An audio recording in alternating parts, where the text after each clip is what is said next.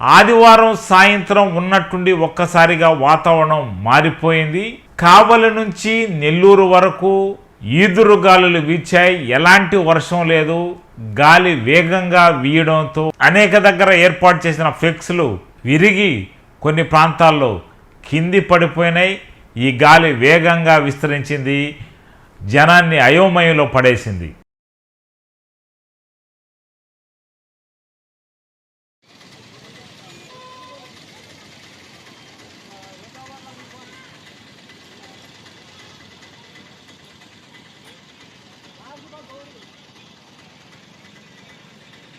ఆదివారం సాయంత్రం ఉన్నట్టుండి ఒక్కసారిగా వాతావరణం మారిపోయింది. కావలి నుంచి నెల్లూరు వరకు ఈదురుగాలులు వీచాయి. ఎలాంటి వర్షం లేదు.